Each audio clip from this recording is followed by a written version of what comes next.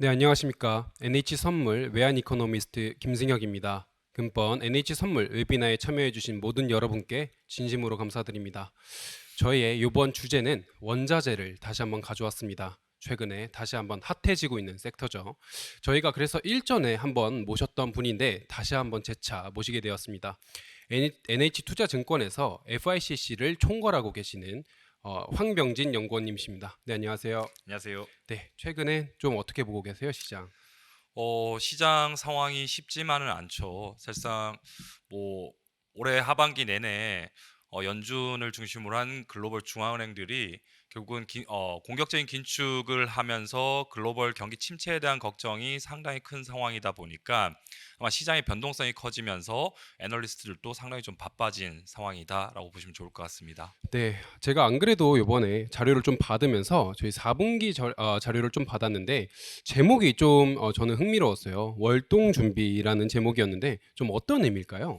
네, 월동 준비 사전적 의미로 보자면 겨울을 나기 위해서 미리 겨울을 좀 준비하는 과정이다라고 좀 보시면 될 것 같은데요. 올겨울 저희 투자 시장은 사실상은 지금 당장 전망만 보면 녹록치는 않은 상황인 것 같아요. 금일 미국 국채 2년물 수익률을 보자면 이미 4.5%를 넘어가고 있는 상황이다 보니까 아마 11월 그리고 12월 FOMC에서 자이언트 스텝을 2번 이상 밟을 수 있다라고 하는 경계감이 상당히 좀 높아지고 있고, 이런 경계감들은 또다시 경기 침체 우려로 작용한다라고 보면 아마 주식이든 채권이든 상당히 변동성이 클 수밖에 없는 겨울이 될 거기 때문에 한파가 좀 불가피할 것 같습니다. 그런데 저희 원자재 시장에서는 이런 한파에 좀 대응하기 위해서 좀 어떤 부분에서 저희가 투자 수익을 얻을 수 있을까라고 하는 부분을 좀 고민을 했고요. 뭐 그런 부분에서 저희가 월동 준비라고 하는 제목을 바탕으로 해서 올해 4분기 그리고 길게 보면 내년도 1분기까지의 원자재 투자 의견을 투자 전략을 좀 준비를 해봤습니다. 네, 제목 설명을 잠깐 들었는데도 왜 최근 투자자분들이 원자재 부분을 좀 눈여겨보고 계시는지를 좀 알 수 있는 부분인 것 같습니다. 그러면 원자재 부분 좀 최근 동향부터 좀 차근차근 설명해 줄 수 있을까요? 네, 장표 보시면서 좀 설명을 드릴 텐데요. 네, 원자재 시장, 올해 연초 대비 이후로 원자재 시장, 특히 S&P 골드만삭스 상품 지수의 수익률은 플러스 28.7% 정도를 기록을 하고 있는 상황입니다.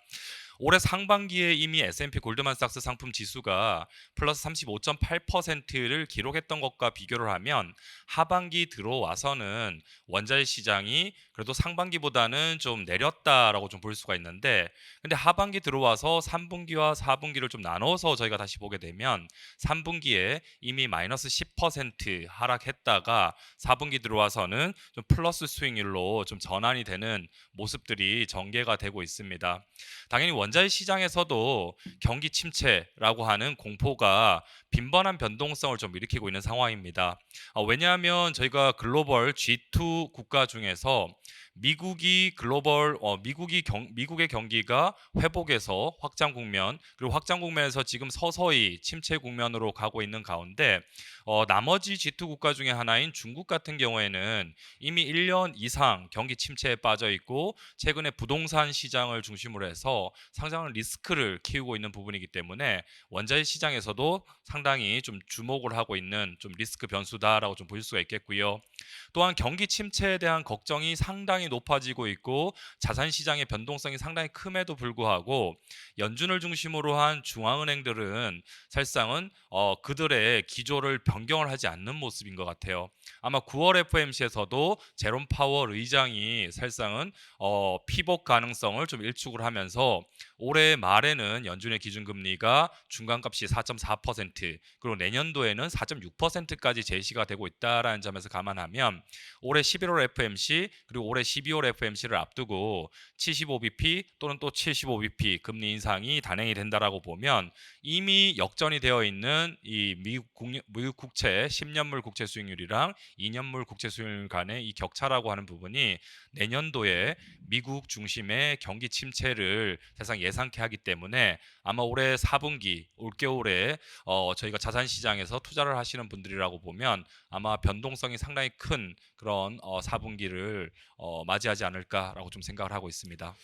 근데 제가 갑자기 좀 궁금증이 생겨서 세미나 중간에 좀 제가 질문 하나 드리고 싶은데, 경기 침체라고 한다면 흔히 안전자산 선호 심리가 유입되기 때문에 달러는 강세로 간다라는 게 일반적인 원리입니다. 근데 아무래도 원자재, 특히 유가 같은 경우에는 달러화 표시 자산이기 때문에 달러와 원자재는 반대의 흐름으로 가고 있는 상황이다라고 알고 있는데, 이러한 좀 반대적 상황을 어떻게 좀 풀이하고 계세요? 뭐 통상적으로 봤을 경우에는 달러 강세 이꼴 달러화로 표시되는 대표적인 자산인 원자재 시장에 있어서는 뭐 분명히 약세 요인은 분명합니다. 하지만 장표를 좀 봐주시면요.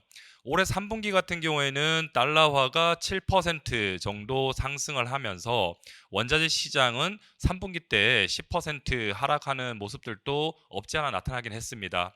하지만 올해 연초 이후에 그런 원자재 시장 수익률이라든가 달러 지수의 그런 수익률을 봐주시면요.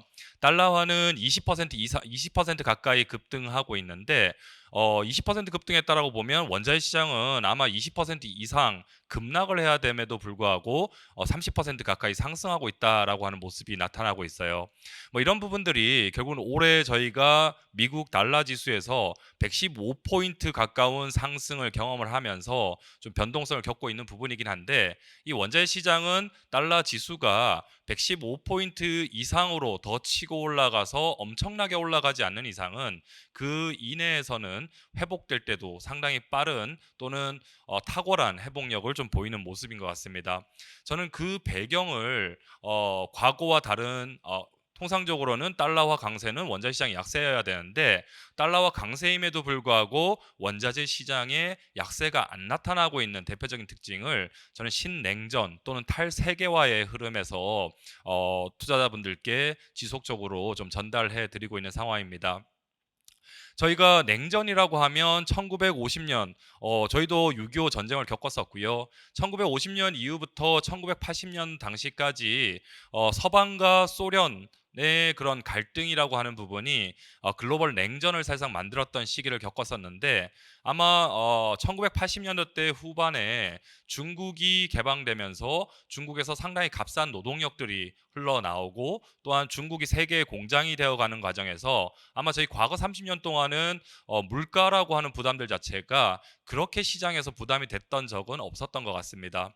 또한 소련이 붕괴가 되면서 러시아 원자재가 상당히 풍부한 국가인데요.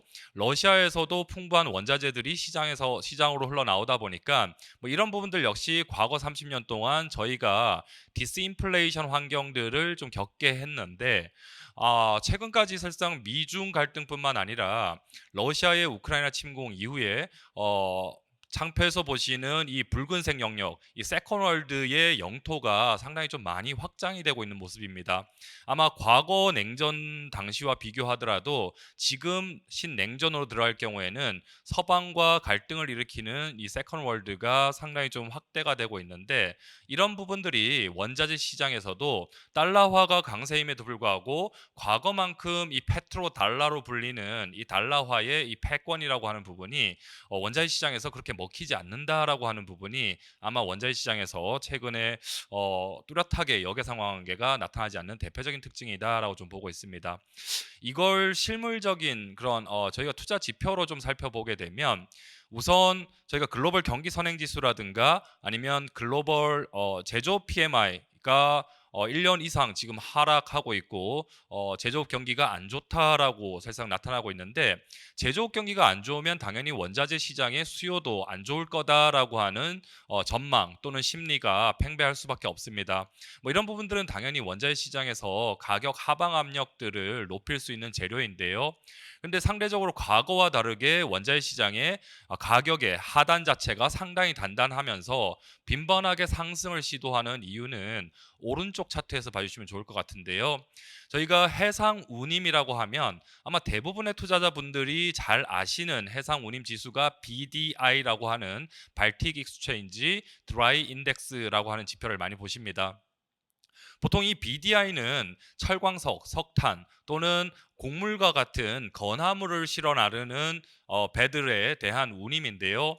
아마 이 최대 소비국이 중국이다 보니까 올해 연초에 사실상 상승을 하다가 최근까지 하락을 했던 대표적인 이유는 중국의 제로 코로나 정책 때문에 중국의 철광석이라든가 아니면 이 건화물에 대한 수요가 둔화됐다라고 하는 부분을 반영하고 있는 것 같아요. 그래서 이 부분만 보면 물류망 또는 공급망 이슈가 다 해소됐나라고 보시는 분들이 많을 텐데, 저는 BDTI라든가 아니면 BCTI와 같은 유조선 또는 정유 제품을 실어나르는 배라고 하는 더티 탱커 인덱스라든가 아니면 클린 탱커 인덱스를 좀 보시기를 권고를 드리고 있고요.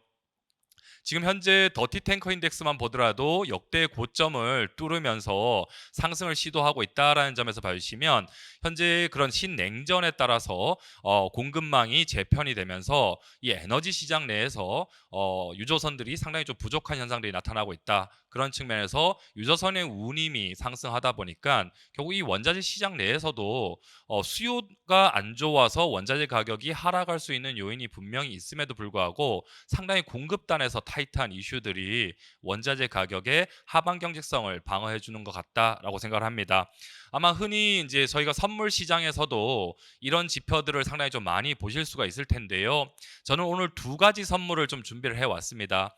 하나는 이제 WTI와 좀 비슷한 북해산 브렌트유 선물의 포워드 커브를 좀 가지고 왔고요. 또 오른쪽에 있는 차트는 저희가 LME에서 거래가 되는 LME 구리 가격 현물과 3개월물 간의 그 스프레드를 좀 표시를 해봤는데, 통상적으로 저희는 정상 시장 또는 공급이 수요보다 좀 많이 원활하게 나오는 시장이다라고 보면 콘탱고라고 하는 원월물 가격이 근월물 가격보다 비싼 그런 현상들이 나타나야 되는 게 특징입니다.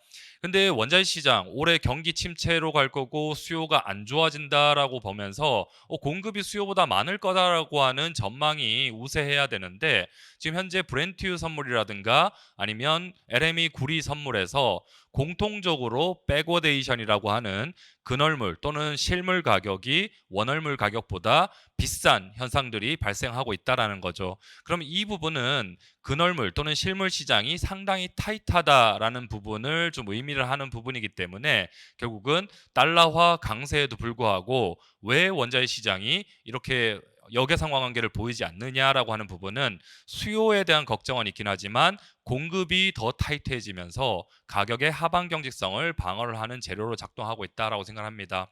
그래서 금일 저희가 월동 준비라고 하는 그런 제목을 중심으로 해서 4분기 원자재 시장의 전략을 좀 말씀을 드리는 시간에서 저는 원자재 시장을 가장 대표하는 상품이 유가 또는 원유라고 보시게 되는데요. 아마 지난번 제가 여기 방문했을 때 그때 유가가 상반기만 하더라도 3월 한때는 130달러 선, 그리고 올해 5월 말 6월 초에 배럴당 120달러 선까지 상승을 하면서 대부분의 글로벌 IB들이 150달러 또는 200달러까지 갈 거다라고 전망을 내놓던 상황이었는데, 저희는 유가가 120달러 이상은 좀 오버슈팅이다라고 좀 말씀드리면서 하반기 전망까지도 좀 유가가 아래쪽으로 내려갈 거다라고 좀 봐왔습니다.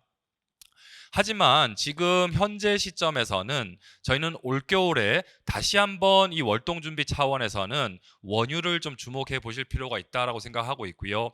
저희는 장기적으로 유가는 배럴당 80달러에서 120달러 구간에서 박스권 내에서 등락을 거듭할 거다라고 보고 있고, 또한 올겨울 같은 경우에는 유가가 최근에 바닥을 중심으로 해서 다시 한번 올라갈 거다라고 좀 보고 있는데, 그 이유가 유럽이라든가 아시아를 중심으로 해서 지금 석탄이라든가 천연가스 시장이 상당히 타이트한 수급을 형성을 하고 있습니다. 그래서 왼쪽 차트에서 보시다시피 아마 저희 선물 시장에서 원유 외에 정유 제품 중에서 남방유라고 하는 티커는 HO지요. 이 남방유 선물 가격이 휘발유 가격과는 다르게 최근에도 상승을 좀 시도하고 있는 모습들이 나타나고 있어요. 그래서 이런 부분들은 아직 저희가 9월, 10월은 비수기임에도 불구하고 난방유 가격이 선제적으로 이렇게 올라가고 있다라는 말은 11월 이후에 시작되는 난방 시즌, 특히 11월부터 3월 사이의 난방 시즌 동안은 천연가스와 석탄을 대체하는 등유 경유 또는 디젤과 같은 이 난방유 선물 가격의 상승이 유가를 다시 또 끌어올리는 재료가 될 거다라고 생각합니다. 그 점에서 저희 4분기 전략에서 결국 월동 준비라고 하는 부분에서는 에너지 섹터를 주의 깊게 지켜보면서 에너지 섹터에서 저희 따뜻한 겨울을 좀 맞이해보자라고 하는 이유로 월동 준비라는 제목으로 에너지 섹터를 좀 소개하게 됐습니다. 네. 잠깐 좀 들어보니까 지금까지 말씀해 주신 거는 사실 어떻게 보면 동향이잖아요. 원자재 시장의 동향이 이러하다. 그리고 달러화와 원자재 시장이 왜 가치가 반대 방향에서 지금은 동조화 현상을 좀 보이고 있는가에 대한 내용을 두 가지 근거를 통해서 좀 설명을 해 주신 것 같은데 말씀하신 대로 저번에 이제 저희가 좀 한번 모셨을 때랑 지금 모셨을 때랑 유가가 120 또는 130 선에서 80 요 사이를 왔다 갔다 하고 있는 것 같아요. 그럼 이제 동향은 이렇다라고 한다면 앞으로 유가의 전망은 좀 어떻게 될 거라고 좀 세부적으로 혹시 보고 계세요? 네. 최근 3개월 정도만 보면 유가는 120달러 선에서 80달러 선까지 배럴당 약 40달러 정도 하락을 했죠. 그러면 3분의 1 정도가 하락을 했기 때문에 30%에서 약 40% 정도 하락을 했다라고 하는 부분인데요. 저희가 다시 또 장표에서 보시면 올해 유가가 상반기와 하반기에 상당히 뚜렷하게 방향성이 차이가 납니다. 상반기만 하더라도 지정학적 리스크라고 하는 부분 때문에 결국 유가가 배럴당 130달러 선 또는 5월 말 6월 초에 유가가 120달러 선 이상까지 상승을 하다가 120달러 선 이상에서는 너무 오버슈팅이다. 이 가격이면 사실상 소비가 깨질 수밖에 없다라고 하는 이슈뿐만 아니라 미국 연준을 중심으로 해서 중앙은행들이 공격적인 긴축을 하다 보니까 경기 침체에 대한 공포가 최근까지 유가를 하락을 시켰습니다. 뭐 그렇다라고 보면 유가가 배럴당 80달러 정도 선까지 내려왔는데 이제부터 유가가 어떻게 움직이느냐라고 하는 부분은 결국은 석유 시장의 수급에 의해서 결정이 된다라고 보시면 될 것 같고요. 석유 시장의 수급은 결국은 전 세계 석유 공급 또는 전 세계 석유 수요에서 저희가 주목을 해야 되는 부분인데 수요는 저희가 당장 글로벌 경기 침체라고 하는 이슈만 보게 되면 수요 전망은 그렇게 좋지는 않다. 수요는 둔화가 될 수밖에 없다라고 보면 유가의 하방 압력 재료가 여전히 작동한다라고 보실 수가 있겠습니다. 반대로 공급이라고 하는 이슈는 저희가 전 세계적으로 1위, 2위, 3위 산유국이라고 하는 미국, 사우디아라비아 또는 러시아에 대한 공급 정책을 보셔야 되는데 아마 지금 투자자분들 과거 한 2015년에서 2020년 약 6년 동안 뭐 유가를 보셨던 분들이라고 보면 아마 지금 유가가 80달러 정도 수준이라고 저희가 볼 때 아직까지 좀 비싸다라고 생각하시는 분들이 많을 겁니다. 왜냐하면 2015년에서 2020년 사이에는 대부분의 구간에서 WTI 가격이라든가 브렌트 또는 두바이 원유가 배럴당 45달러를 하단으로 해서 65달러를 상단으로 하는 이 박스권 내에서 형성이 됐고 저유가 국면을 저희가 경험을 해왔기 때문에 아마 지금 현재 80달러 선의 유가는 비싸다라고 판단할 수가 있는데 당시만 하더라도 석유 시장의 공급을 쥐락펴락할 수 있는 이 패권을 미국이 가지고 있었기 때문에 미국이 셰일 오일이라고 하는 무기를 바탕으로 해서 생산량을 엄청나게 늘리면서 유가를 자국이 원하는 수준까지 내렸던 게 유가가 미국의 셰일오일 생산 기업들이 부도가 나지 않는 수준인 45달러를 바닥으로 해서 65달러 위로 올라가면 휘발유 가격이 특정 수준 이상까지 올라가기 때문에 45에서 65달러 정도에 가둬놓을 수 있었다라고 좀 보시면 될 것 같아요. 반대로 2015년에서 2020년 사이에 저희가 주요 산유국 또는 오펙을 이끌고 있는 사우디아라비아의 상황은 어땠었느냐라고 보면요. 장표의 오른쪽을 좀 보시면 될 것 같은데요. 사우디아라비아는 전체 GDP의 약 80%에서 85%가 석유 또는 에너지에서 사실상 나오는 국가입니다. 그러다 보니까 이 나라의 재정 지출을 사실상 감당할 수 있는 재정 수입이 들어오기 위해서는 그 말즉슨 사우디아라비아의 재정 균형이 나오기 위한 유가가 어느 정도 수준이냐라고 하면 항상 80달러 정도 수준에서 100달러 정도 수준 사이에서 머물렀다라는 거죠. 그러면 2015년에서 2020년 사우디아라비아는 6년 연속 재정 적자를 겪을 수밖에 없었는데 이때는 석유 시장의 패권이 사우디아라비아가 아니라 미국이 가지고 있었기 때문에 사우디아라비아가 할 수 있는 정책은 유일하게 유가 하방을 방어하는 정책밖에 없었다라고 보시면 될 것 같아요. 근데 지금은 어떠냐라고 보면요. 미국이 과거처럼 셰일오일 생산량을 엄청나게 많이 펌핑할 수 있는 그런 상황은 아니다라는 걸 사우디아라비아도 상당히 잘 알고 있고요. 그 점에서 유가는 이제부터 어디가 바닥이 될 거냐라고 하는 관점에서는 사우디아라비아가 가장 선호하는 또는 오펙 플러스 산유국들이 가장 선호하는 유가의 밴드에서 움직일 거다라고 볼 수가 있는데 올해 IMF가 추산하고 있는 사우디아라비아의 재정균형 유가 수준은 배럴당 79.2달러, 약 80달러 정도 수준이다라고 좀 보시면 될 것 같아요. 그래서 80달러 밑으로 내려가지 않는 그런 석유 시장의 공급 정책을 사우디아라비아가 쓸 거다라고 좀 보실 수가 있겠는데 뭐 그 대표적인 게 올해 사우디아라비아가 하고 있는 액션들이 상당히 이와 일관된 그런 액션들이 나오고 있습니다. 보통 사우디아라비아는 중동 국가들 중에서도 미국이랑 상당한 우방국으로 알려져 있습니다. 그래서 바이든 대통령이 올해 11월 8일 날 중간 선거를 앞두고 중동 순방을 했습니다. 7월 달 중동 순방을 해서 유가 여기보다 더 내려야 되니까 너네들이 좀 도와달라. 또 산유량 좀 더 늘려달라라고 사우디아라비아에 읍소를 했는데 근데 사우디아라비아가 8월 달에 있었던 오펙 플러스 회의에서 거부를 해버렸죠. 결국은 유가를 더 끌어내리는 정책은 사실상은 거부를 해버렸다라고 하는 말은 사우디아라비아가 뭐 오른쪽에 표시된 나열된 내용들처럼 일부 정치적인 이슈들이 있긴 하지만 사우디아라비아는 결국 경제적인 자국의 경제 이익을 위해서 움직이고 있다라고 보시면 될 것 같고요. 이미 올해 6월, 7월에 유가가 120달러 선에서 100달러가 하회가 되고 또는 80달러를 위협하는 유가가 나오다 보니까 사우디아라비아는 80달러 밑으로 유가를 더 끌어내리는 정책을 쓰지 않기 위해서 유가 하방 경직성 강화 정책에 나섰고 또한 올해 10월 달 그리고 올해 11월 달에 공급 정책에 있어서도 오펙 플러스 산유국들이 최근까지 해오던 공급 정책보다는 이 노선을 바꿨다라고 하는 부분도 주목해 보실 필요가 있겠습니다. 올해 9월 달까지만 하더라도 오펙 플러스 산유국들, 사우디아라비아와 러시아가 이끄는 이 산유국들의 이 동맹이 석유 시장을 안정시키기 위해서 매월마다 하루 평균 40만 배럴씩 산유량을 증산을 하면서 석유 시장을 안정시키는 정책을 썼었는데 올해 10월 달에는 갑자기 하루 평균 10만 배럴 감산으로 전환이 된 다음에 이번 달 있었던 10월 회의에서는 다음 달에 하루 평균 200만 배럴, 200만 배럴이면 전 세계 석유 수급의 약 2% 정도에 달하는 규모입니다. 200만 배럴을 감산하겠다라고 합의를 해버리면서 사실상 유가의 하방 경직성을 더욱 강화하는 그런 이벤트를 만들고 있습니다. 그러면 80달러 정도 수준을 방어하겠다라고 하는 의지가 상당히 강하다라고 좀 보셔야 될 것 같고요.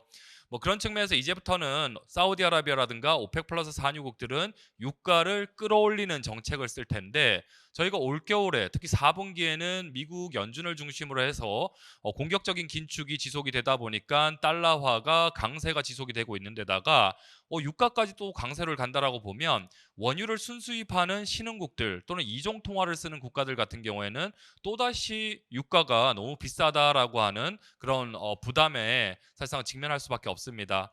그래서 사우디아라비아를 비롯한 오펙 플러스 산유국들은 당장 80달러 선에 있는 유가에서는 지금보다는 유가를 더 올려서 90달러 또는 100달러 선까지는 유가를 좀 끌어올리고 싶어하는 의지를 가지고 있지만 유가가 다시 또 100달러 이상 올라가게 되면 110달러 또는 120달러를 위협하는 유가가 되는 경우에는 재차 이 공급 정책을 다시 감산해서 증산으로 좀 전환할 수 있다라고 저는 보고 있어서 사우디아라비아가 가장 선호하는 유가 또는 오펙 플러스 산유국들이 가장 선호하는 유가가 어디에 있을 거냐라고 하는 부분에서는 저는 배럴당 80달러를 바닥으로 해서 120달러를 넘어가지 않는 유가 구간에서 이제부터 사우디아라비아가 석유 시장의 패권을 가지고 있을 때는 좀 형성이 될 거다라고 좀 보고 있습니다. 근데 이 점에서 저희가 11월 8일이면 미국의 중간 선거가 예정되어 있습니다. 그래서 이번 사우디아라비아를 중심으로 한 오펙 플러스 산유국들의 200만 배럴 감산 소식에 대해서 바이든 대통령이 상당히 많이 열을 받았다라고 합니다. 근데 미국에서 뭔가 과거처럼 액션을 취할 수 있는 게 있느냐라고 하면 미국의 유가 결정력은 2015년에서 2020년에 보셨던 것과는 다르게 상당히 많이 약화가 되고 있다라고 생각을 합니다. 저희가 통상적으로 미국의 산유량을 전망할 때는 왼쪽 장표 왼쪽에서 나오는 미국 원유 시추 공수의 트렌드를 많이 보게 되는데 뭐 최근 한 2년 동안 원유 시추 공수가 증가하고 있긴 하지만 2014년에 저희가 기록했던 원유 시추 공수와 비교하면 3분의 1도 안 된다라고 하는 부분이고요. 또한 오른쪽에서 보시면 미국 산유량 전망을 미국 에너지부 산하의 에너지 정보청이 매달마다 전망치를 내놓고 있는데 특히 올해 하반기 들어오면서부터는 올해와 내년도 미국 산유량 전망치를 하향 조정하고 있다라는 부분에서만 보더라도 결국 미국이 산유량을 엄청나게 과거처럼 쉐일올 생산량을 늘려서 유가를 지금보다 더 끌어내리기는 쉽지 않은 환경입니다. 그래서 미국이 쓰고 있는 카드가 27페이지 장표에서 오른쪽에서 나오는 그림이고요. 올해 4월 달부터 올해 10월 달까지 총 6개월 동안 매일마다 하루 평균 100만 배럴씩 전략적 비축유를 시장으로 방출을 하고 있는 상황입니다. 총 1억 8천만 배럴을 풀고 있는 상황이고요. 또 11월 8일 중간 선거를 앞두고 11월 달에도 최소 1,000만 배럴에서 1,500만 배럴 정도의 전략적 비축유를 더 풀겠다라고 해서 이번 주에 유가가 일부 흔들렸던 경험이 있긴 합니다. 그런데 과연 중간 선거 이후에도 미국이 이 전략적 비축유 카드를 가지고 유가를 더 끌어내릴 수 있을 거냐가 저는 여기서 가장 좀 주목이 되는 부분이고요. 미국 현재 전략적 비축유의 그런 수준을 보면 4억 배럴 정도 남았습니다. 4억 배럴이면 미국이 하루 평균 사용하는 양이 약 2천만 배럴이고 2천만 배럴로 20일 정도밖에 사용하지 못한다라고 보면 이번 오펙 플러스 산유국들의 공급 정책에 의해서 미국과 사우디아라비아 또는 미국과 중동 간의 갈등이 조금씩 커지고 있는 가운데 혹시라도 1970년대 또는 1980년도 때 저희가 경험했었던 이 석유 파동 또는 오일 쇼크라고 하는 부분들이 전개가 되게 된다라면 미국은 4억 배럴 가지고는 20일밖에 사실상은 견디지 못하는 상황이 되기 때문에 아마 전략적 비축유를 더 풀기에는 좀 부담이 있다라고 생각합니다. 뭐 그 점에서 보면 11월 중순 이후부터는 미국에서도 이때까지 매일마다 100만 배럴씩 시장으로 방출되던 원유 공급이 끊긴다라고 하는 부분이고요. 오펙 플러스 산유국들의 공급 정책뿐만 아니라 미국의 전략적 비축유도 올겨울 4분기 말에서 내년도로 갈수록 공급이 줄어들 수 있다라는 부분에서는 경기 침체 우려 때문에 수요가 사실상 둔화될 거다라고 하는 우려가 팽배한 상황이긴 하지만 유가의 하방 경직성이 지속적으로 강해지고 있다라고 보시면 될 것 같아요. 거기다가 미국이 가지고 있는 유일한 카드 사우디아라비아도 거부를 해버렸다라고 보면 유일한 카드가 이란이었을 텐데 이란도 최근에 국제 원자력 기구가 이란의 고농축 우라늄이 이미 무기화될 수 있는 수준까지 개발됐어라고 하는 그런 보고서 때문에 뭐 유럽뿐만 아니라 미국이 이란에 대해서 신규 제재를 하고 나섰기 때문에 미국이 마지막으로 쓸 수 있었던 이란 카드 역시 산유량을 더 늘려서 유가를 빼기는 어렵다라고 보면 가장 기본적으로 유가에 대한 전망은 80달러에 대한 하방 경직성이 상당히 강하다라고 좀 보실 수가 있겠습니다. 근데 이거를 쭉 얘기를 듣다 보니까 제가 이제 한 가지 드는 생각은 미국의 전략적 비축유 또는 이란과의 합의가 이제 무산됐다. 또는 이제 사우디아라비아한테 이제 원유의 패권이 넘어갔다. 뭐 이런 걸 근거를 통해서 80달러가 하단이다. 하방 경직성은 강하다라는 거는 충분히 설득적인 내용이었던 것 같은데 이제 궁금한 점은 그러면 하단이 경직되어 있는데 그럼 상방 재료는 어떤 게 있는가? 이것도 좀 궁금한 요인이거든요. 네. 저는 유가라고 하는 부분에서 이제부터 사우디아라비아가 패권을 가지고 있는 유가 또는 석유 시장의 환경에서는 배럴당 80달러 밑으로 떨어질 일은 사실상 가급적이면 없을 거다라고 좀 보고 있고요. 반대로 유가가 위쪽으로 올라갈 때는 120달러 정도 수준이 상당히 될 거다라고 보고 있는데 올겨울에 이 이슈가 한 번 더 발생할 거다라고 생각을 합니다. 저희 장표를 다시 한 번 더 봐주시면요. 미국 EIA라고 하는 미국 에너지부 산하의 미국 에너지 정보청이 전망하는 자료를 제가 좀 준비를 했는데 유가라고 하는 부분은 전 세계 석유 공급과 전 세계 석유 수요 간의 격차라고 하는 수급에 의해서 결정이 됩니다. 결국 올해 11월부터는 오펙 플러스 산유국들이 200만 배럴을 감산하게 되고 미국에서도 매일 하루 평균 100만 배럴씩 방출되고 있는 전략적 비축유가 더 이상 못 나오게 된다라고 보면 올해 4분기부터 시작을 해서 내년도 1분기까지 특히 겨울철로 들어갔을 때는 석유 시장이 더 이상은 유가를 끌어내릴 수 있는 공급 우위 상황이 아니라 공급 부족이 전망된다라고 하는 부분이고요. 통상적으로 이 공급 부족이 전망된다라고 하면 당연히 재고가 감소할 수 있다라는 부분을 저희는 염두에 두고 봐야 되기 때문에 이 점이 저희는 올겨울에 유가가 지금 현행 80달러 선에서 90달러 또는 100달러 이상까지도 올라가는 가능성이 있다라고 봅니다. 그 배경에는 그럼 뭐가 있을까라는 부분이고요. 최근까지 글로벌 경기가 사실상 위축된다 또는 경기 침체로 간다라고 하는 이슈 때문에 유가가 하방 압력을 좀 받아왔었는데 올겨울 같은 경우에는 장표 우측 하단에서 나오는 정제유 재고를 좀 주목해서 보시기를 권고드립니다.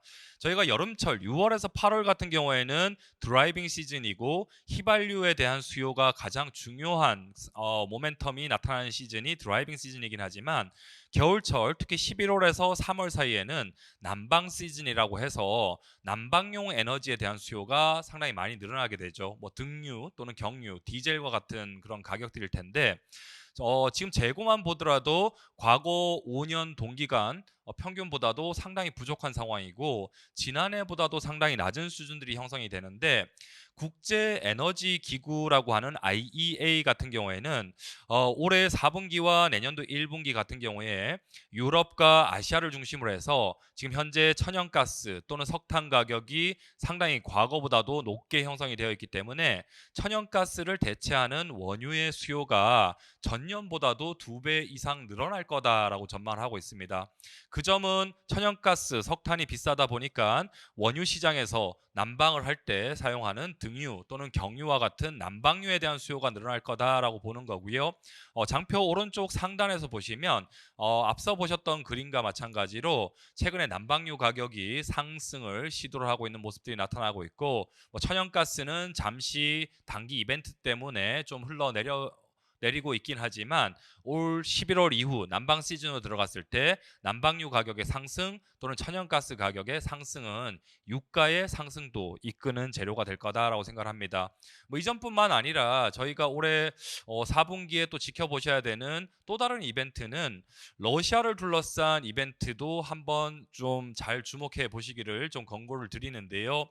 올해 유가가 3월 달에 배럴당 130달러 선, 그리고 올해 5월 말 6월 초에 배럴당 120달러 선 이상까지 상승을 했던 대표적인 이유는 미국과 유럽연합을 중심으로 한 서방국들이 우크라이나를 침공한 러시아에 대해서 제재를 할 때마다 유가가 급등하는 양상들이 나타났습니다. 사실상 지금 현재 러시아의 원유는 상당히 잘 시장으로 유통이 되고 있습니다. 러시아산 원유가 브렌트라고 하는 국제 벤치마크보다 한때 약 배럴당 35달러 이상까지 디스카운트가 됐었기 때문에 이렇게 값싼 원유를 중국이라든가 인도 또는 튀르키예와 같은 국가들이 러시아산 원유를 사주면서 최근에 러시아산 원유에 대한 수요가 상당히 높아졌다라고 보는 게 결국 브렌트유 가격과 우랄유 가격 간의 스프레드가 다시 또 좁아졌다라고 하는 부분이고요.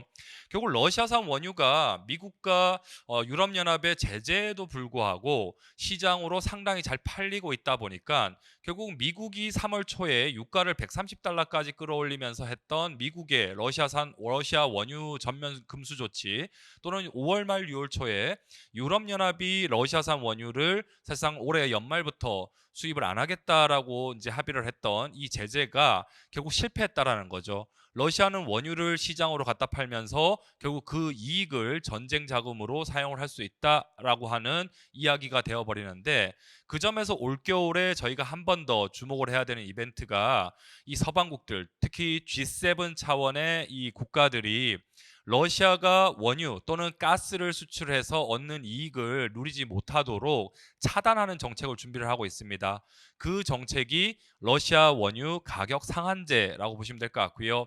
러시아가 원유를 수출하면서 이익을 얻지 못하게 하려면 러시아의 재정규형 유가보다는 낮은 가격의 가격 상한제를 책정을 해야 될 텐데, 러시아는 올해 예산안 기준으로 재정규형 유가가 배럴당 약 46달러 정도 수준입니다. 그럼 46달러보다 낮게 가격 상한제를 제시를 하게 되면 당연히 서방국들 입장에서는 러시아산 원유는 45달러 또는 46달러보다 낮게 수출이 돼야 되기 때문에 러시아가 이익을 얻지 못하게 만드는 데는 성공할 수는 있습니다. 근데 저희가 석유 시장에서 어떤 이벤트들이 발생할 거냐라는 부분에서는 러시아가 과연 혼자서만 힘들 거냐라는 부분이고요. 러시아가 혹시라도 원유 생산을 줄여버리거나 또는 수출을 중단시켜버리거나 또는 가스관을 잠궈버린다라고 하는 이벤트가 발생하면 오히려 러시아산 원유 가격은 46달러 이하에서 상한제가 사실상 제시가 되어 있긴 하지만 그 외 지역의 유가는 다시 올겨울에 급등할 수 있는 리스크가 여전히 남아있다라고 보시면 좋을 것 같아요. 그래서 저희는 유가를 볼 때 투자자분들한테 항상 좀 설명을 드리는 게, 유가는 전 세계 석유 공급과 전 세계 석유 수요 간의 격차를 반영하는 수급에 의해서 움직인다라고 좀 보고 있고요. 공급 부족이 나타나게 되면 통상적으로 OECD라고 하는 전 세계 재고를 대표하는 OECD 원유 재고가 감소하게 되고 유가는 상승하게 되고요. 반대로 최근 올해 2분기부터 올해 최근 한 9월 달까지 OECD 원유 재고가 증가하는 구간에서는 저희가 유가가 120달러 선에서 80달러 선까지 하락하는 것을 좀 경험했다라고 좀 보시면 될 것 같습니다. 근데 저희가 올해 4분기 또는 내년도 1분기까지는 OECD 원유 재고가 공급은 줄어드는데 난방용 수요가 늘어난다라고 하는 점에서 재고가 감소할 수 있는 가능성을 저희는 좀 주목을 하고 있고, 요 구간에서 단기적으로 유가가 다시 90달러 이상 또는 100달러 이상까지 올라갈 수 있는 가능성이 있다라고 봐서 저희는 원유에 대한 매수 의견을, 단기 투자 의견을 좀 비중 확대로 좀 말씀드리면서 4분기 투자 전략에서 원유에 투자하자라고 하는 좀 전략을 냈던 바 있습니다. 네, 우선 원유에 대한 설명을 좀 꾸준히 해주셨던 것 같은데 간단하게 좀 요약을 해보자면 하방 경직성의 그 가장 큰 원인 중에 하나는 헤게모니가 이젠 미국에서 사우디아라비아로 넘어갔다. 그렇기 때문에 가격 결정권이 사우디아라비아한테 있고 그들 입장에서는 80달러가 본인들에게 이득이 되는 구간이기 때문에 그 구간을 방어할 거다라는 게 하나의 논리였던 것 같고요. 상방 재료로는 아무래도 지금 이제 난방 수요가 이제 점차 늘어나다 보니까 등유 등 이런 가격들이 올라갈 수 있을 거다라는 거고, 또 하나는 천연가스나 석탄 이런 것들의 가격이 많이 높아져 있는 상황이라서 그런 걸 대체할 만한 원유 가격이 상당히 비싸질 거다. 즉 공급 부족에 의한 상방 재료 둘 다 좀 얘기를 해주셨어요.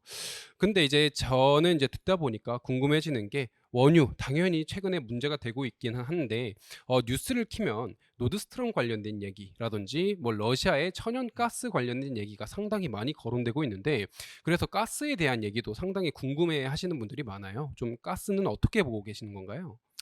네, 가스에 대해서도 저희가 좀 오늘 좀 자료를 좀 준비를 했는데, 통상적으로 이제 저희가 석유 시장에서 유가를 보실 때 WTI, 브렌트 또는 두바이와 같이 3대 유종들이 가장 대표적인 그런 원유라고 하면 뭐 가격들이 항상 좀 코릴레이션을 높게 해서 같은 방향성을 띠고 수준도 상당히 비슷하다 보니까 가스 시장도 그렇구나라고 좀 보시는 분들이 상당히 많습니다. 하지만 좀 장표에서 좀 봐주시면요. 가스 시장도 전 세계적으로 세 개 권역으로 좀 나눠서 보실 수가 있겠습니다. 아마 저희 NH 선물의 MTS라든가 아니면 HTS를 통해서 거래하실 수 있는 가스 상품은 미국의 천연가스를 많이 거래하시게 되는데, 미국의 천연가스는 저희가 헨리허브 가스라고 부르고 뭐 미국을 대표하는 천연가스다라고 좀 보시면 될 것 같아요. 그리고 이제 유럽 같은 경우에는 올해 유럽이 상당히 에너지 대란을 겪고 있고 지금 전력 가격이 엄청나게 많이 튀었다라고 하는데, 유럽을 대표하는 천연가스 가격은 네덜란드에서 거래가 되고 있는 TTF 천연가스라고 좀 보시면 될 것 같고, 또한 국내 한국전력이라든가 아니면 한국가스공사가 도입하는 국내로 도입되는 가스는 기체 형태가 아니라 국내는 가스전이 없다 보니까 액화 천연가스 형태로 저희는 수입을 하고 있는 상황입니다. 그래서 재팬 코리아 마커 기준의 JKM 기준의 LNG 가격이 아시아에서 좀 대표적인 천연가스다라고 좀 보시면 되는데, 저희가 장표 상단에서 나오는 그림처럼 유럽과 아시아의 천연가스 가격은 상당히 비슷하게 움직이고 있고요. 지금 현재 100만 BTU당 약 30달러에서 40달러. 사실상 올해 8월 한때는 유럽 같은 경우에는 100달러 이상까지도 상승을 했던 바 있습니다. 근데 미국의 천연가스 가격은 봐주시면 여전히 올해 상승을 했고 지금 단기적으로 보면 일부 하락을 겪고 있긴 하지만 아직 10달러를 제대로 넘지 못하고 있는 상황들이 나타나고 있거든요. 뭐 그런 부분에서 저희가 좀 보게 되면 천연가스 시장 올해 9월, 10월은 변동성을 좀 겪고 있긴 하지만 11월 이후부터 난방 시즌으로 들어가게 되고, 또 11월 달에는 최근 한 2달 동안 천연가스 가격을 하방 압력을 좀 키웠던 재료들 자체가 다시 또 해소되는 국면으로 가기 때문에 미국 천연가스 가격도 10월 달에 좀 흔들릴 때 다시 매수를 해 보신다라고 보면 내년도 3월 달 보통 난방 시즌 동안 천연가스에 대한 투자도 상당히 긍정적인 수익률이 나오지 않을까라고 생각을 합니다. 그 이유는 저는 글로벌 천연가스 시장은 원유와 사실상은 좀 다르게 형성이 되고 있는 이유가 이 장표에서 좀 설명을 드리고 싶어요. 통상적으로 저희가 미국, 유럽 또는 아시아의 천연가스 가격은 아비트레지라고 하는 차익 거래의 기회가 없다라고 보면 대부분이 사실상 이 레이쇼라고 하는 비율이 한 배 정도에서 거의 비슷한 가격에서 움직여야 되는데, 2000년대 초반만 하더라도 거의 패리티를 형성을 하면서 유럽의 천연가스 가격과 미국의 천연가스 가격이 패리티에 사실상은 가까운 가격에서 거래가 됐습니다. 근데 미국이 더 비싼 상황들이 더 많다 보니까 2000년대 초반에 미국의 셰일 가스 붐을 이끌었던 가장 대표적인 트리거가 아마 이 천연가스 가격, 미국이 유럽보다 더 비쌌다라고 하는 이슈일 것 같아요. 근데 미국이 엄청나게 과잉 투자를 하면서 2000년대 초반에 셰일 가스 붐을 일으키다 보니까 2008년부터 2015년에 저희가 장표에서 보시는 이 레이쇼는 미국의 천연가스 가격이 유럽의 천연가스 가격보다 한때 6배까지 싼 상황이 나타나고 있고요. 반대로 보자면 유럽의 천연가스 가격이 미국의 천연가스 가격보다 6배 비싼 상황이 형성이 됐습니다. 그 이유는 미국에서는 엄청나게 많은 투자의 결과물로 가스전이 많이 생겼고요. 이 가스전의 공급은 많은데 미국이 1970년, 80년에 오일 쇼크를 겪고 나서 약 40년 동안 석유 또는 에너지를 수출을 금지를 하는 금수 조치를 2015년까지 유지를 하다 보니까 수출이 안 되다 보니까 공급 과잉이 미국에서만 나타났다라는 부분이 아마 이 레이쇼에서 가장 잘 볼 수 있는 특징입니다. 그리고 2016년부터 2020년까지는 미국이 에너지를 수출을 금지하는 금수 조치를 해제를 하게 되고요. 이 천연가스 시장에서도 미국이 단순히 PNG라고 하는 파이프라인으로만 가스를 공급하는 게 아니라 액화를 해서 액화 천연가스 형태로 해외로 수출하는 것을 늘리기 시작하면서 다시 유럽의 천연가스 가격과 미국의 천연가스 가격이 한 배 또는 패리티를 향해서 사실상은 내려갔었는데, 아마 지금 최근의 동향을 봐주시면 다시 한번 미국과 유럽의 천연가스 가격 간의 이 비율이 유럽의 가격이 한때 10배까지도 비쌌다가 올해 6월 초에 한 3배까지 좀 줄어들다가 다시 6월 이후부터 7배, 8배까지 비싼 현상들이 나타나고 있습니다. 저희는 장기적으로는 미국의 천연가스 가격과 유럽의 천연가스 가격은 이론적으로 한 배라고 하는 패리티로 사실상 수렴이 될 거다라고 하는 전망을 하는데, 그 대표적인 이유는 뭐냐라고 하면요. 2000년대 초반에 미국의 과잉 투자를 이끌었었던 미국 가스 시추공수의 급증세는 더 이상 나타나고 있지는 않습니다. 그럼 미국 천연가스 가격의 변동성을 일으키는 대표적인 재료가 공급이 2000년대 2008년부터 2020년까지 가파르게 늘어나던 양상들이 다시 천연가스 가격을 급락을 시키는 그런 양상들은 나오지는 않을 거다라는 거죠. 반대로 저희가 이제부터 좀 주목을 하셔야 되는 부분은 미국 천연가스 공급 과잉을 겪고 왔었는데 이제부터 이 공급 과잉을 어떻게 해소해 나갈 거냐가 미국 천연가스 가격이 유럽 천연가스라든가 아니면 아시아 천연가스 가격과 수렴되는 과정을 겪는 가장 대표적인 요인이 될 텐데 그 매개는 액화 천연가스다라고 좀 보시면 될 것 같습니다. 미국은 2016년부터 액화 천연가스 수출을 늘리기 시작을 했고요. 지난해 12월 같은 경우에는 전통 액화 천연가스 강호라고 하는 카타르와 호주를 꺾고 미국이 최대 수출국으로도 등극한 바 있습니다. 근데 왜 단기적으로 미국의 천연가스 가격은 액화 천연가스 수출 더하면 가격이 더 올라갈 텐데 왜 지금 빠지고 있느냐라고 하는 부분은 장기적으로 러시아산 가스 의존도를 낮춰가는 유럽의 미국산 LNG에 대한 수요는 2030년까지도 계속 늘어나긴 할 텐데 이 LNG 시설 중에서 미국 전체 LNG 시설의 약 16%를 차지하는 프리폴트 LNG라고 하는 회사가 올해 6월 8일 날 화재가 나버렸습니다. 화재가 났는데 저장 탱크라든가 모든 시설들이 전소가 돼버려서 당장은 가동을 할 수가 없는 상황이고요. 당초 10월 1일부터 다시 가동을 하겠다라고 예고를 했었다가 얘네들이 사실상은 8월 말에 공시 자료를 한 번 더 내면서 이 가동 일자를 11월 16일로 연기를 해버리면서 아마 8월 말부터 천연가스 가격이 다시 아래쪽으로 내려오고 있고 8월 말이라고 하면 저희는 냉방 시즌도 이제 끝나가는 시기고 9월과 10월 같은 경우에는 비수기인데 기다렸던 이 프리폴트의 가동도 재가동이 되지 않다 보니까 이 수요 공백이라고 하는 부분이 아마 재고라고 하는 부분에서 최근 4월에서 10월 사이에 천연가스 재고가 계속 매주마다 쌓여가는 과정에서 비수기라서 재고가 쌓일 수밖에 없는데 거기다가 프리폴트 LNG로 투입되지 못하는 재고들까지 같이 쌓이다 보니까 재고가 전년 동기간 또는 5년 평균보다도 더 많은 재고가 쌓이는 부분이 단기 천연가스 가격에 하방 압력으로 작용하고 있다라고 좀 보시면 될 것 같아요. 저희는 그래도 뭐 장기적으로 보면 200일 이평선은 좀 지킬 거다라고 봤었는데 최근에 200일 이평선까지 뚫고 내려오면서 전 저점인 5.5달러 정도 수준까지는 좀 내려온 것 같아요. 그래서 5.5달러 정도 수준에서 다시 또 바닥을 좀 다져준다라고 보면 뭐 저희 패턴상으로는 더블 바텀도 사실상 될 수는 있다라고 좀 생각을 하고 있고요. 11월부터는 좀 기대 요인들이 좀 많아질 수 있습니다.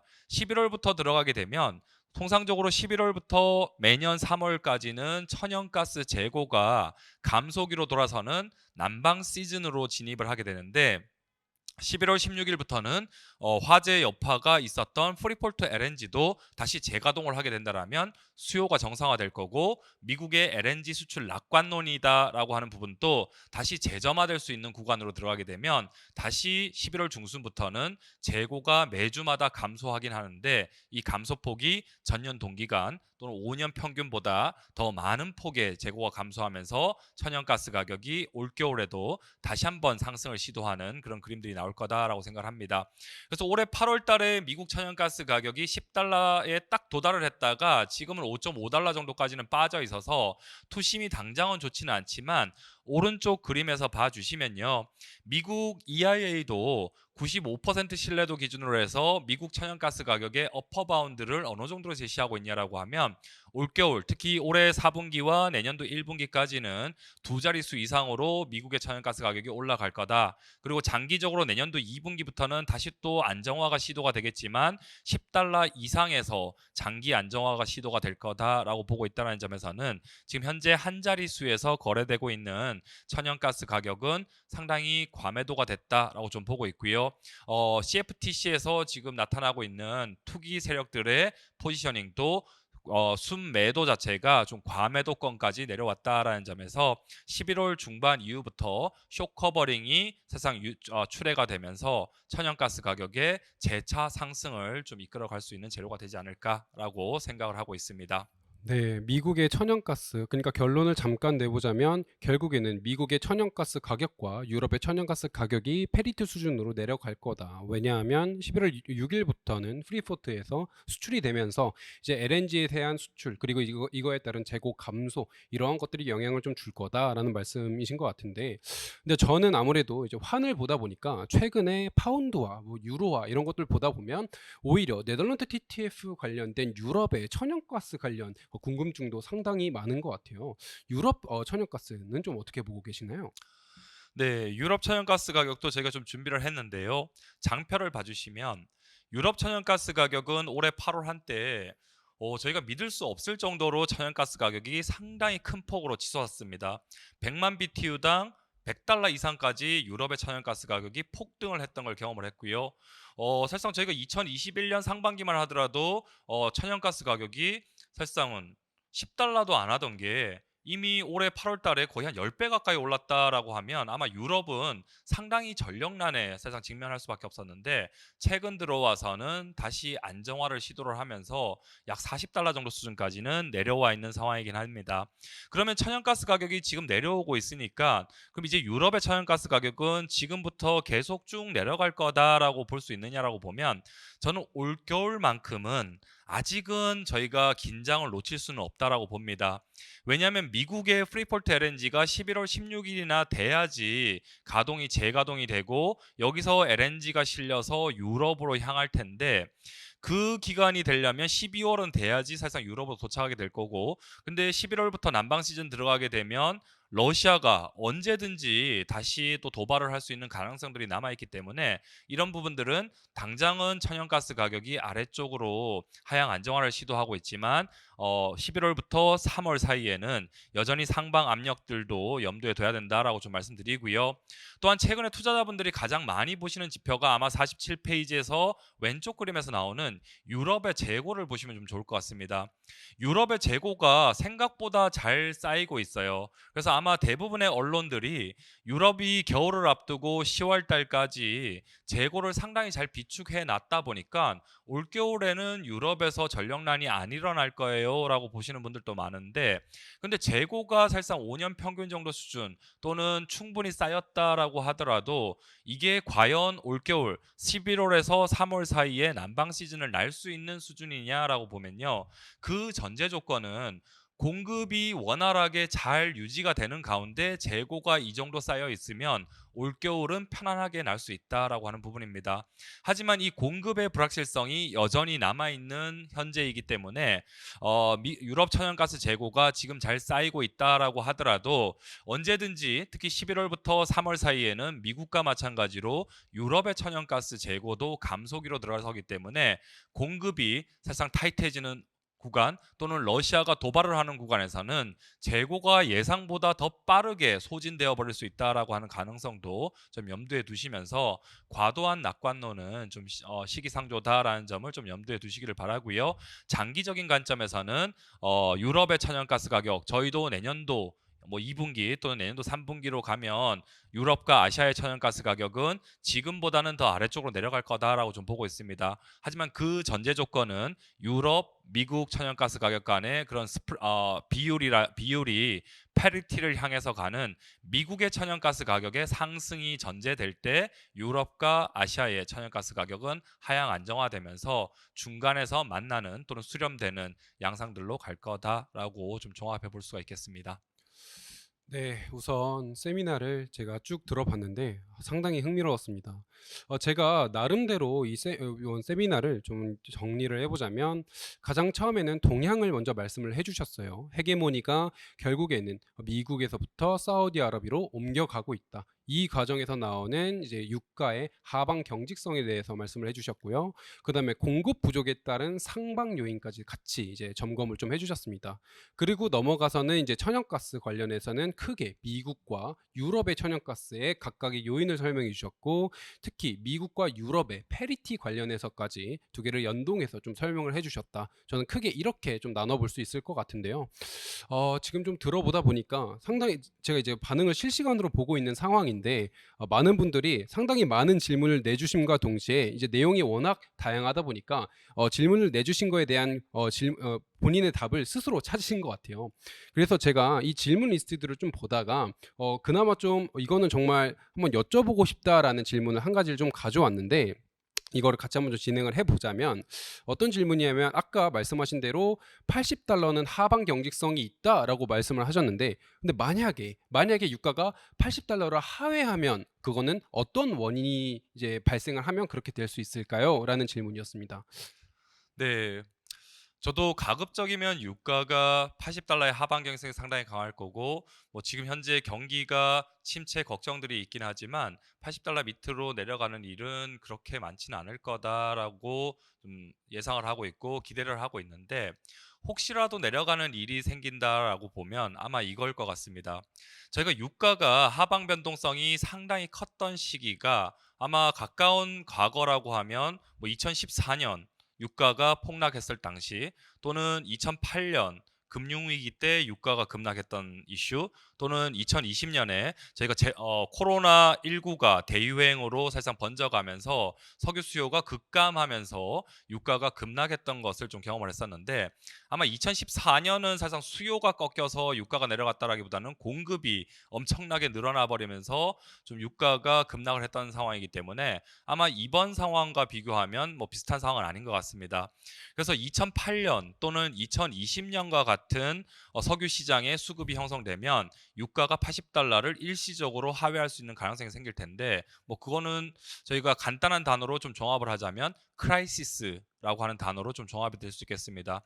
저희는 기본적으로 내년도의 경기 침체를 사실상은 상당히 2008년처럼 뭔가 시스템 리스크가 뭐 발생을 해서 금융위기라든가 아니면 모든 사람들이 일자리를 잃어서 소비를 하지 못할 정도까지의 경기 침체를 보지는 않고 있기 때문에 $80 정도 수준의 하방 경직성 상당히 강할 거다라고 보는데, 만약에 저희가 혹시라도 모르는 블랙스완이라든가 뭐 이런 부분들이 사실상은 터져서 크라이시스로 가게 된다라면 일시적으로 $80가 하회할 가능성은 사실상 가능성은 있다 정도로 생각을 합니다. 하지만 크라이시스가 아닌 이상은 $80 이상에서 가급적이면 장기 유가가 형성될 거다라고 보시면 좋을 것 같습니다. 그러니까 가능성 자체는 높지 않으나 크라이시스가 발생했을 때 일시적으로는 하회할 수 있다라는 말씀이시군요. 맞습니다. 네. 그러면 우선은 질문 사항은 여기서 우선 마무리를 좀 해 보도록 하겠습니다. 네. 우선 세미나를 긴 시간 동안 함께 했는데요. 아무래도 원자재 다양한 부분을 좀 다루고 있는 섹터죠. 오늘은 천연가스와 원유를 좀 중심으로 다뤘고, 각 그 섹터를 다루고 있는 국가들의 이해관계라든지 아니면 상방 또는 하방 경직성에 대해서 좀 다뤄봤습니다. 겨울철이 다가오고 있습니다. 원자재 부분에 있어서 투자자분들의 많은 관심이 사실상 더욱 요구되고 있는 시점이고, 그거에 따라서 오늘의 세미나가 여러분들에게 큰 도움이 될 수 있으면 좋겠습니다. 오늘의 세미나를 진행해 주신 NH투자증권의 FICC를 이끌고 계시는 황병진 연구원님께 다시 한번 감사 인사를 전해드리겠습니다. 네, 오늘 수고 많으셨습니다. 감사합니다. 네, 감사합니다.